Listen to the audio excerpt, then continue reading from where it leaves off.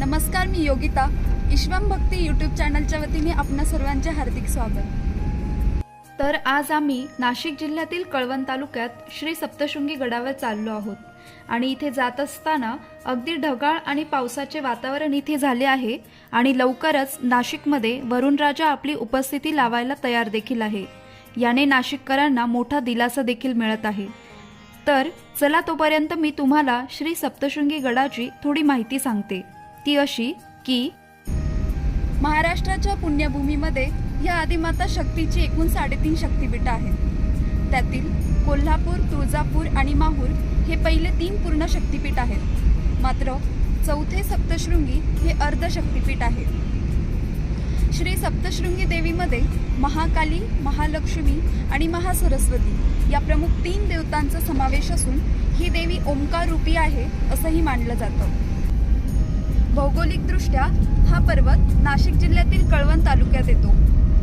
तसेच हा सप्तशृंगगड नाशिकपासून 50 किलोमीटर अंतरावर असून तो नांदुरी नावाच्या गावाजवळ आहे.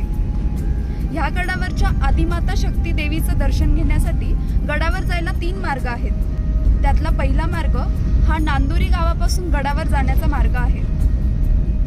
हा मार्ग जरा अवघड आहे. त्यानंतर दुसरा मार्ग हा वणी गावातूनच गडावर जाण्याचा आहे. हा जरा त्यातला त्यात सोपा. तिसरा मार्ग हा रडतोंडीचा घाट म्हणून ओळखला जातो. श्री सप्तशृंगी देवी ही आमची कुलदैवत आहे. तर वर्षातून एकदा तरी आम्ही गडावर आईचे दर्शन घ्यायला नक्कीच येतो. तर आईसाठी मी सुंदर खरणा नारळाची इथे ओटी घेतली आहे आणि ही देवी नवसाला पावणारी आहे अशी मान्यता आहे.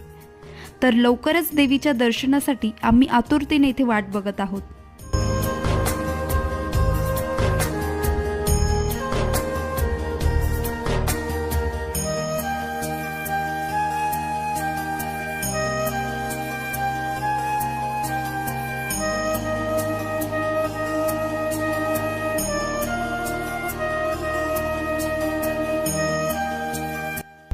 तर अशी ही अर्धपीठ श्री सप्तशृंगी माता यांची ओळख.